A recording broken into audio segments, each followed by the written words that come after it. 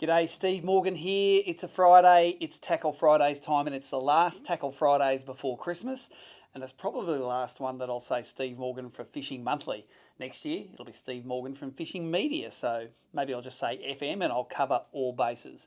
But we have a few things on the show today that we've come across during the week. Some new tackle coming out, some new baits that turned up by surprise, and a secret combination of hooks and rings that'll make your DS80 Redics as good as new when you wreck the hooks on them. So let's talk about some of the stuff. And I'm going to start with the surprise that turned up this week.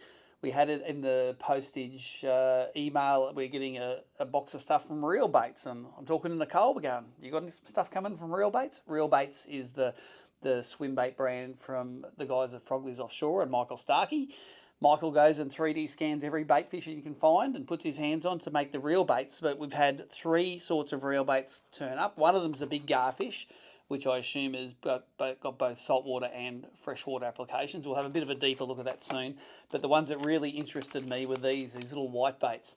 And they are some 50mm and some 70mm whitebaits that actually look really good in the test tank and look really good in real life. So I'm going to start with the whitebaits because when you look at them, they are diminutive. So when I have the two sizes, here's some out of the packet here.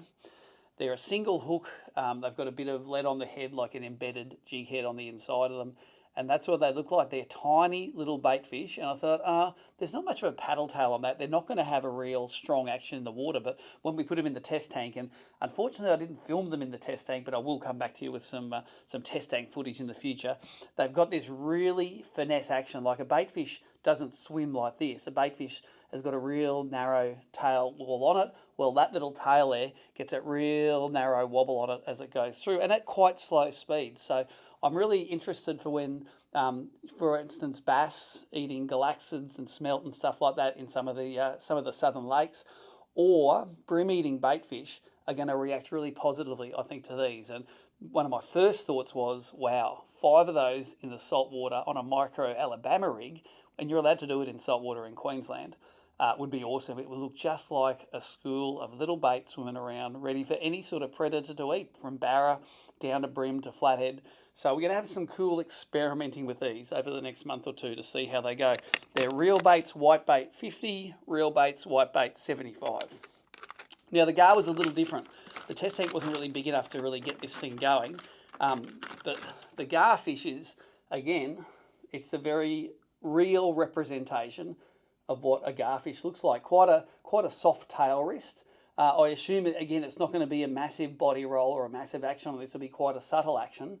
And I assume it's for saltwater use that Michael's designed it for. I haven't talked to Michael about it, but that's definitely not a barra stinger underneath, even though the main hook is quite durable. So if I look at the stats on this fella here, he's 200mm long. I haven't got a weight on that fella there, but it's something that you would throw with a surf rod. You know, say you're fishing washers for dewies or something like that. It may well play, and I think in places like Awunga where there are heaps of barra and heaps of garfish and long toms that the barras eat, maybe this garfish will be a good option. So again, I'll be liking to throw that out in the actual water, not a test tank, to see how they go in due course. Next, what I'm going to talk about next, let's do the Samaki Reics. Right here is the pile of jerk baits that I brought back from Barratool, ones I used, ones that I retired because maybe the hooks got a little bit beat up. And what I do in the Barratool is we haven't got time to go and replace and tune lures as we go. If I get a lure that might have caught half a dozen barra on it, hooks get a bit sideways, something happens to it, I just take it off and I pull a new one out of the packet. And in the past, I'd gone and spent a couple $100. I'd bought every treble in the size classes and lots of split rings to try and find a combination that actually made this Redic, the DS80 Redic from Samaki, suspend in the same manner and the same fish catching way that the ones out of the packet do. And I could never do it. And the reason is that Josh gets these hooks made especially. These are BKK hooks that he gets made especially for the lure that aren't a production model BKK hook. You may remember for a few years ago there was a very, very similar looking hook. It was made of 3X wire, not 4X wire. It was called the Shinto by the Tackle World stores, and I ended up calling it the Shito because I'd put it on the back here, I'd catch a barra and it would open up. And I'd ask Josh, I'd say, Josh, this looks like the same hook. He goes, it does, but it is not strong enough wire for barramundi. So So in the Barra tour this year, Josh and Tommy, they did the mucking round because Josh has just taken on Decoy. So he says, Morgo, I have found a perfect combination of Decoy hooks and rings that will make this swim like new again. So I'm going to do it. And I wonder if I didn't bring my glasses, so I'm going to have to do this without the glasses. It is and I'll tell you what you need. You need the Decoy EX split ring in 60 pound, the 3+ split ring. So that one there, which is going to be available, probably already available on the short shelves now. But he's also got this in stock, and it can be at the stores at the moment. It's a YS22 super heavy wire, number 4 and number 6. So those two ones there, and I'll put it down in the description, the exact names of what you need to do it. And I'll look at the quantities in there. There are 6 there. There are 6 there. So, and what have we got? So we've got at least 12 there. We've got about, what's the quantity? 1, 2, 3, 4. There's enough there for 6 baits. So I assume for about 30 or 40 bucks, you're going to be able to renovate 6 Redics with that, which is handy because I've got over 6 Redics sitting right here. I'm not going to do it right now. I'll come back in the future and I will show you how this thing sits in the tank. But Tommy and Josh swear to me that this is the combination that you need. So with those 3 items for your tackle shop, you're going to get your Redics, and I'm going to get this pile of Redics back to A1 again, and I can reuse them rather than just take them off, throw them in the pile and pick another one out of the box.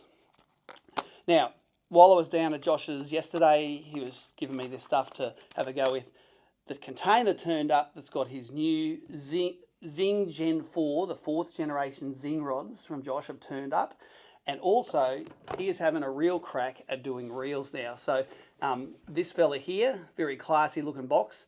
This is the Zing bait cast reel. So this is the 80A. I've got some of the stats for it here. There is the 80, 100 in high and low speed, and the 200 in high and low speed in this reel. So this is really like the smallest one that they've got. And it looks and feels really good. Like that's sort of sub $200 price range. There's not a lot in there that feels really nice. This feels really nice in the hand. Some of the stats, it weighs 167 grams, this reel. It has 6 + 1 ball bearings. This gear ratio is 6.6 to 1 on here, and I don't necessarily need a fast reel for stuff this size. The spool is probably a little bit bigger than standard BFS, but it is going to be good for all of the light bass and heavier brim stuff that I do. 130 of PE1. A max drag of about 4 kilos on there. So, but it feels really, really nice in the hand, and cosmetically, it really does match the Zing Gen 4 rods. Now, when I asked Josh about what is new about the Gen 4 rods rather than the Gen 3s, he said this is the biggest ever upgrade that he's had in the Zing range, which is one of his best-selling rods. And one of the things they've done is both on the spin and bait cast, they've got their own proprietary reel seats now. So that isn't a Fuji reel seat. That's one that Josh has developed from Samaki. And one of the cool things about it, both the bait cast and the spin, listen to that. Is that satisfying? That the detank clicker in the handle to tighten the reel up actually sounds and feels really cool. Sort of reminds me of the old Daiwa Steez rods where you could tighten them up. So it's cosmetically, it's a great looking outfit we have there. Now on all of these rods, they've upgraded to K-frame guides. That's both on the spin and the bait cast rods. And there are 42 models all up. And when he started talking to me about it, he said, "Oh, we've got 36 models," and we tried to rationalise it a little bit. So how come he ended up with 42? That's 6 more than 36. He said it's because in most of the models, you can get them in both a 1-piece and a 2-piece version. So whether you're squidding, longer bait cast rods, some surf rods, flathead, snapper, brim, they've got brim flats rods there, there is going to be something in this range that's probably going to excite you. So price range for the reels, interesting, about 170 bucks for the reels. So as usual, fishing tackle is always getting more bang for your buck. So every year the rods get cheaper and better, and last year's $300 rod is next year's $150 rod. So some really cool stuff from Samaki. Those things are shipping now. So we're doing this the week before Christmas, hopefully in Christmas week, or maybe between Chrissy and you there in your local tackle store, and you might want to check them out. I think that's it for Tackle Fridays today. We are going to shut up the QFM office, the ABT office. the Fishing Media Office, and we're going to come back to you. I'm sure I'll do something between Christmas and New Year, even though there's not a lot of activity in the industry. A lot of the wholesalers will shut down now until maybe first or second week of 2025. I know at ABT, we're getting all the entry forms ready to hit the button on. Nicole's filming this. What day is those entry forms going out, Nicole? Monday, we're hitting the unveil button. And you'll be able to fill out your entry forms all online nowadays. You can fill them all out and get your entries in, all ready for about halfway through January, where we pick out the entries and get those starting lists organised. Massive year for ABT next year, massive year for a bit of my content creation, and hopefully next year is a massive year for Tackle Fridays.